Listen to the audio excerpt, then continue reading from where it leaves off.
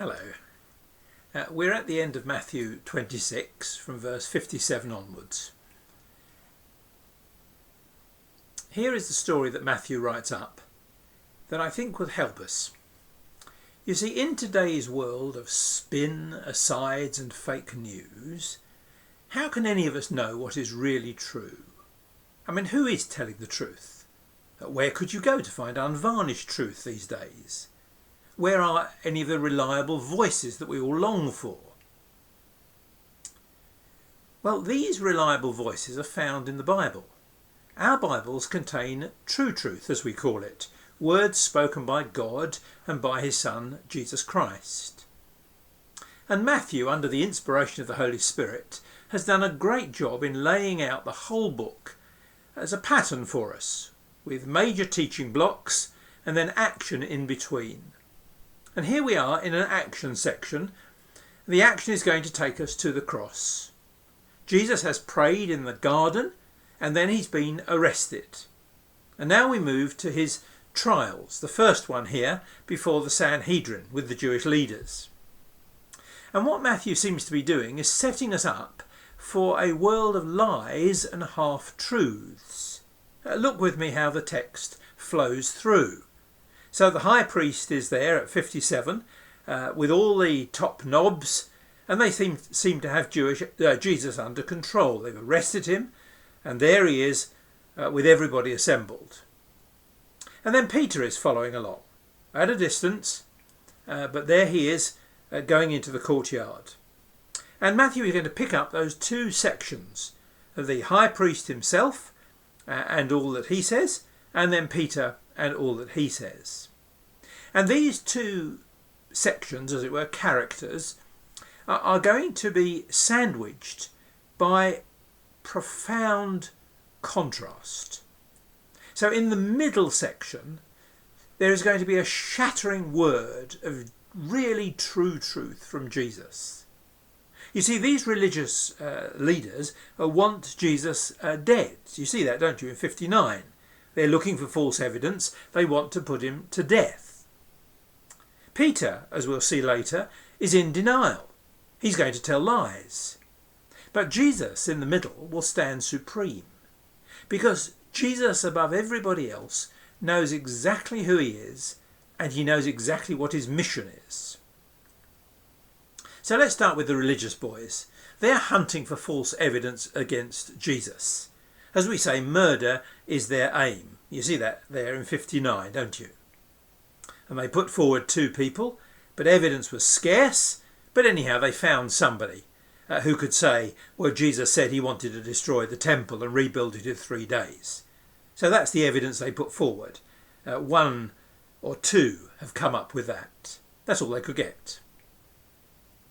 Jesus stays silent. See that in 62? The high priest stands up. He says to Jesus, aren't you going to answer? What about the testimony that these men have brought against you? He remains silent. Nothing to say. So the high priest puts him under oath, under obligation. Very serious oath. By the living God, in verse 63. Tell us if you are the Messiah, the Son of God. And brilliantly, rather than just blurting it out, Jesus agrees by saying, you have said so. Not I have said so, you have said so. That's what you think. 64. You, Mr. High Priest, this is the verdict you have come to. Now Peter, in contrast, won't be able to speak the truth. He will just lie, deny. That's the flow of the text. Lies, truth from Jesus, and more lies. So you see what Matthew is doing. He's brilliantly setting us up to read this, to highlight the brilliant truth from the lips of the Lord Jesus. My NIV on my phone here has the text in red, the words of Jesus. And you see it so clearly in the centre of the text at 64. You have said so, Jesus replied. But I say to all of you, from now on, you will see the Son of Man sitting at the right hand of the Mighty One and coming on the clouds of heaven. That's the most brightly shining truth, the diamond with the black backdrop of lies and half-truths. It was earth-shattering. You see that, don't you, with the high priest's response in 65. Then the high priest tore his clothes and said, "He's speaking blasphemy. Why do we need any more witnesses? Look, you've heard the blasphemy. What do you think?" And everybody shouts back, "He's worthy of death." Then they spit in his face, struck him, slap him, mock him, prophesy to us, Messiah, who hit you, and so on. Awful. But you see why they got to that conclusion? Because Jesus has utterly stunned them with the most momentous self-disclosure of himself as the true Messiah. So let's spend a few moments just looking at what Jesus actually says in contrast to everything else.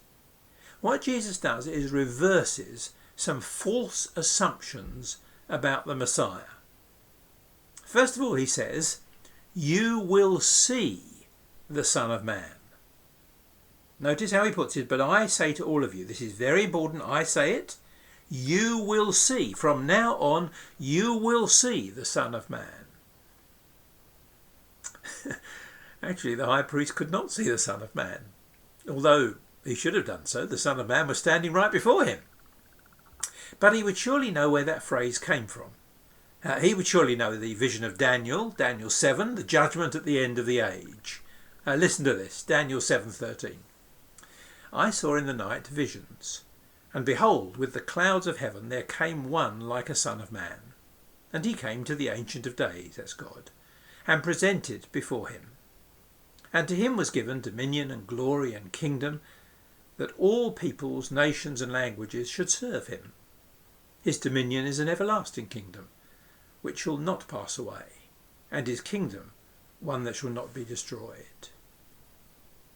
That was Daniel's vision, the night vision. The Son of Man coming before the Ancient of Days, being presented as the one who's given dominion, glory, kingdom. All peoples, nations, languages are going to serve him. An everlasting kingdom. It won't pass away. It won't be destroyed. Now, can the high priest connect that Son of Man with Jesus? Can he connect Daniel's Son of Man with the Son of Man standing before him? No, not at this precise moment. But then Jesus said, "From now on you will see, you will see." Yes, Mr. High Priest, you will see the Son of Man. You will see him on a cross. You might see the Son of Man in his resurrected life, others will. But you will certainly see the Son of Man one day soon. Now, the high priest and his fellow leaders may well deny that Jesus is this messianic Son of Man. But they will see, and by the way, so will we. They refuse to acknowledge him now as the Christ, the Messiah, the one they really should know. They think he has no kingdom, no glory, no power, and they'll certainly think that when he suffers. But you will see, Mr. High Priest. After all, Mr. High Priest, you have said so. There will come a day when you will see the Son of Man. That's the first reversal. They can't see him now, but they will see. Secondly, you will see the Son of Man sitting. That's rather significant, isn't it? Sitting. Did you see that? You will see the Son of Man sitting.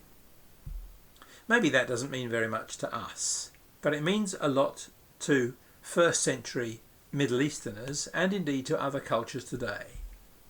Because in these cultures, teachers sit and pupils stand to listen. So rulers sit on thrones. The accused stands. In the royal court, the sovereign is on the throne. All others are standing. Indeed, even in our courts, the judge sits to make his judgment and the accused stands when he's spoken to. So the Sanhedrin may think that they, with the high priest, are passing judgment on Jesus. But do they see the irony? It is actually they who are being judged. It is they who are standing before the one who will judge all people, the Son of Man. Yes, they know about Daniel 7, but do they realise that the one before them is the Messianic Son of Man? Are they aware that one day the Son of Man will be sitting in judgment on them? It's as if Jesus says to them, although I stand in the dock today, there will come a day when I will be sitting at the seat of judgment of all the earth, and you will be before me. You will see, Sir High Priest. After all, you have said so. That's the second reversal. Judgment, final judgment, is with Jesus. Thirdly, you will see the Son of Man sitting at the right hand of the Mighty One. You see, the implication from the witnesses is that Jesus is both a blasphemer, he's desecrated the temple by saying he'll pull it down, but he's also guilty of treason. He's dishonouring God by this claim. But the truth is, says Jesus, you will see. You will see the Son of Man sitting at the right hand of the Mighty One. Power will no longer be in your hands, Mr. H.P., but in the hands of the Son of Man. You may think you have me under your thumb, that I am under judgment because God is angry with me. But there'll come a day when I will sit, not only in God's presence, but in the place of highest honour, the place of all power, at the right hand of the Mighty One, the Almighty One. You will see. After all, you have said so. So that's reversal number 3. Final power resides with Jesus.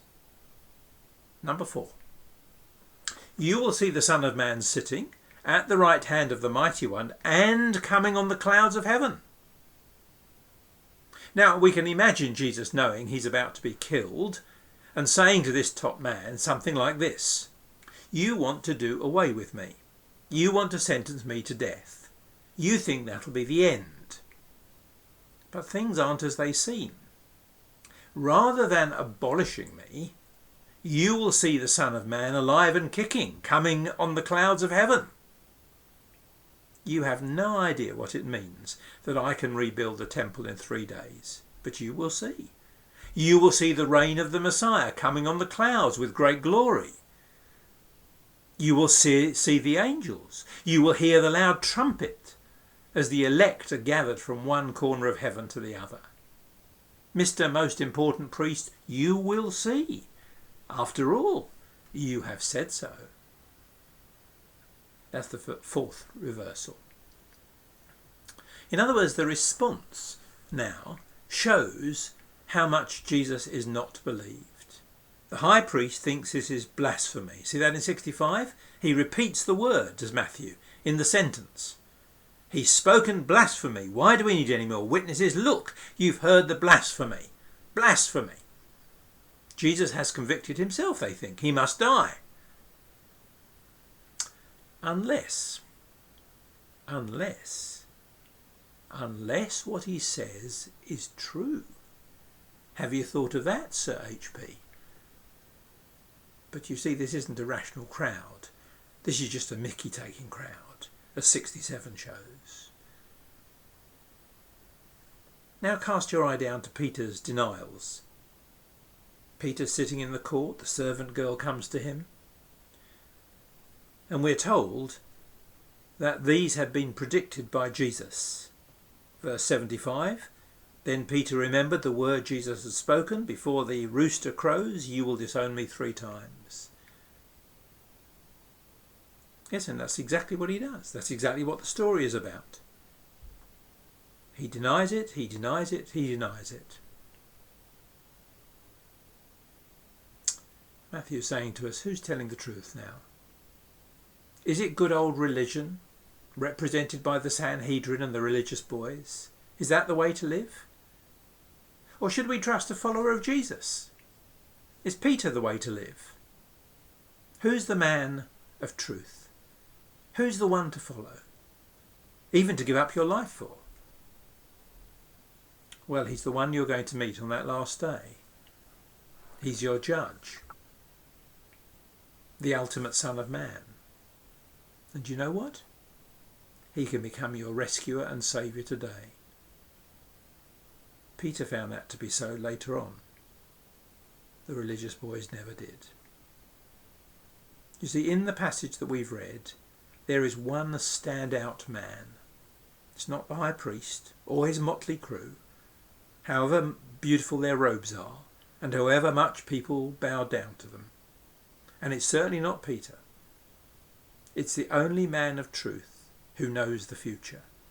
The one who's come to this world in order to get us to the next world. The one who knows what many of us do not know.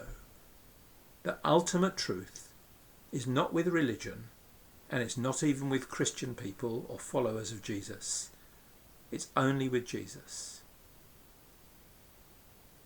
To think of the language of Solzhenitsyn, the line of human rebellion is so deep it cuts through every human bar one, Jesus of Nazareth. So in order to avoid being judged for our sin on that final day, may I plead with you to bow down to Jesus right away. He has been judged for our human sin, and therefore you and I can go free. There is no truer truth than found in Jesus. Daphne and I were meeting with friends the other night, and they were telling us all sorts of spiritual, super spiritual ideas, voices, guidance, all sorts of things that they'd heard. They said all the religions are on a level, and this power we believe in is above that.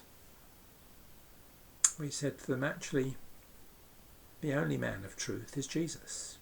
Unless you see the world through his eyes, you get a distorted view of everything. You must look at the world through the man of truth, the Son of Man, who's going to be sitting on his throne, judging all before him, including you and me. Let's bow our heads. Dear Father God, this world often looks a real mess to us. You are our God, our Creator and Sustainer, and you sent your very truthful Son, Jesus, to sort out our sin and offer us new life. As we thought about Jesus just now, we realise that he's in a league of his own. And honestly, we want him to be our friend. We want him to be our rescuer, today, now. We don't want to stand before him as judge. So we humble ourselves. We repent. We turn around. We promise that we will live for you. We will obey you, even if it's going to be very, very costly. We will try our hardest not to let you down as Peter did. We're so grateful that you restored him later.